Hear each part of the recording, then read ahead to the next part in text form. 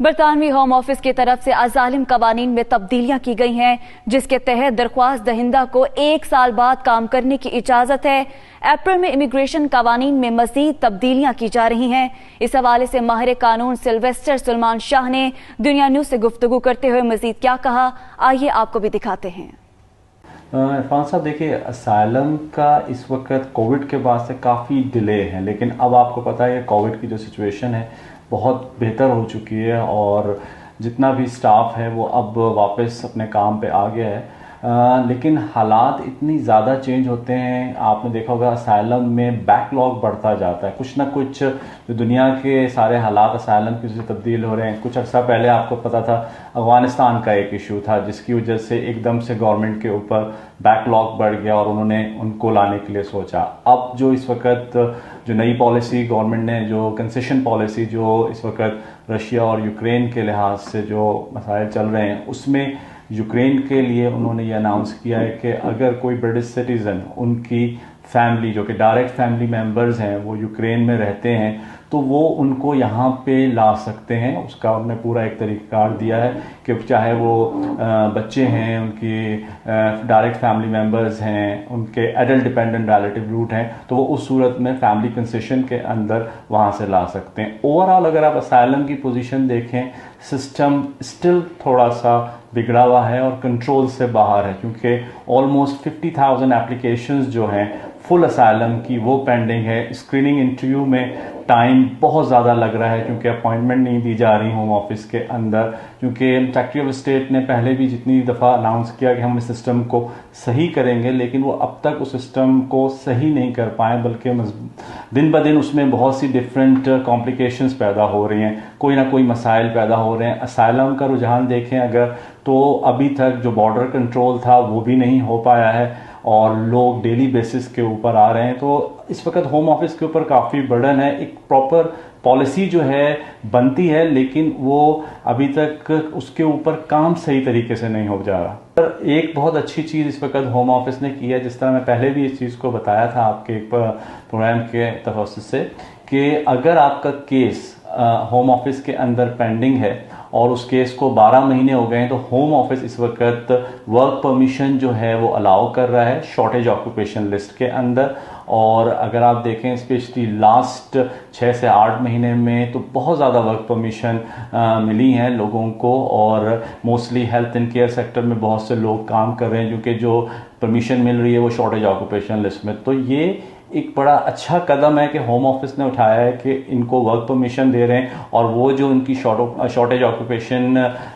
जो लिस्ट है उसमें वो लोग फॉल कर रहे हैं। क्योंकि अगर हम पहले भी ये बात करते रहे थे कि हम बाहर से लोगों को मंगा रहे हैं, क्योंकि यहाँ पे ही 5 लाख बंदा अगर इलीगल इमिग्रेंट मौजूद है, वो टैलेंटेड भी हैं और काम जानते हैं, लेकिन अपने स्टेटस की वजह से मजबूर हैं। तो होम ऑफिस ने ये एक अच्छी पॉलिसी ली है कि सबसे पहला स्टेप उन्होंने असाइलम वालों के लिया, क्योंकि उनकी एप्लीकेशन होम ऑफिस में पेंडिंग है। इसीलिए मैंने आपके प्रोग्रामों से बात करता रहा हूँ कि कोई भी चीज़ अगर यहाँ पे रेगुलराइजेशन होती है या कोई एमनेस्टी होती है, तो वो लोग सबसे पहले कंसीडर किए जाते हैं जिनकी एप्लीकेशन इन हो। आप देख लें, असाइलम की जो एप्लीकेशनें थी वो पड़ी हुई हैं, तो उनको काम की इजाज़त मिलती है। कल को वो शॉर्टेज ऑक्यूपेशन लिस्ट में काम कर रहे हैं हेल्थ केयर में, तो उनको वीज़ा मिलने में भी आसानी होगी। सर, लास्ट ईयर जो बजट रिव्यू था और फिर हाउस ऑफ कॉमन के अंदर 27 अक्टूबर 2021 के अंदर जो सबसे ज़्यादा जिस चीज़ पे फोकस किया गया था वो था कि हम स्किल्ड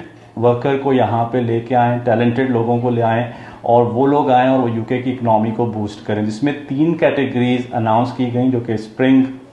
2022 से यानी अप्रैल से होनी थी। पहली तो सबसे उसमें ये थी कि स्केल अप वीज़ा था,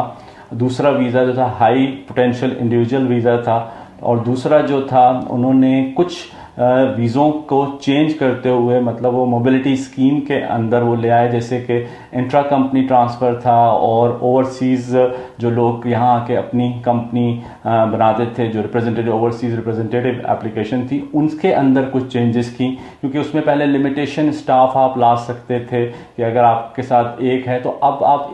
सपोज़ अगर आप ओवरसीज़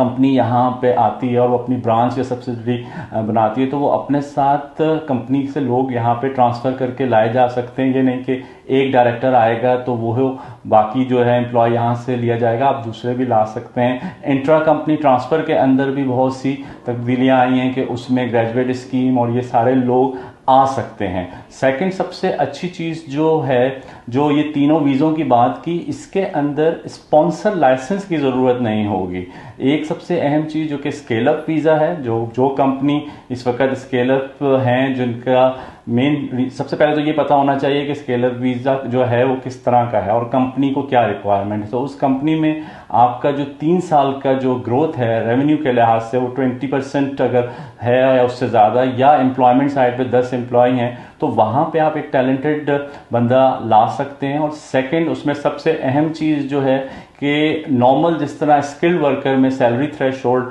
25,600 है, वहाँ पे 33,000 है। तो वहाँ पे वो चाहते हैं कि आपको इंग्लिश लैंग्वेज का टेस्ट पास करना होगा, लेकिन आपको स्पॉन्सर की ज़रूरत नहीं पड़ेगी और वो उस चीज़ में आ सकते हैं। सेकंड जो वीज़ा जो मैं बात कर रहा हूँ कि जो हाईली पोटेंशियल इंडिविजुअल हैं, वो उन लोगों के लिए है कि जिन लोगों ने अपनी ग्रेजुएशन ग्लोबल यूनिवर्सिटी से की हुई है और उनके लिए सबसे अहम चीज़ है कि जो अभी तक जो इस चीज़ में क्लियर हुई है, क्योंकि अभी कुछ चीज़ें अप्रैल तक क्लियर हो जाएंगी, कि अगर जो लोग ग्रेजुएट हुए हैं और उनके जो सब्जेक्ट हैं वो स्टेम के अंदर हैं। स्टेम का मकसद है कि science, technology, English and maths में ग्रेजुएशन की है ग्लोबल यूनिवर्सिटी से, तो उनको किसी स्पॉन्सर लाइसेंस की ज़रूरत नहीं होगी। वो यहाँ आ सकते हैं और वो काम कर सकते हैं, उनको मुख्तलिफ कंपनीज में वो उनको ऑफर होंगी और वो जॉब कर सकते हैं, उनको स्पॉन्सर लाइसेंस की ज़रूरत नहीं पड़ेगी। सेटलमेंट रूट इनका वही है जो कि 5 साल हैं इस मुल्क के अंदर, कि अगर आप 5 साल काम करते हैं और आप चाहे इंडिविजुअल आते हैं, मतलब हाईली पोटेंशियल के अंदर, या आप स्केल अप वीज़ा के अंदर आते हैं, तो आप 5 साल के बाद सेटलमेंट रूट में जा सकते हैं।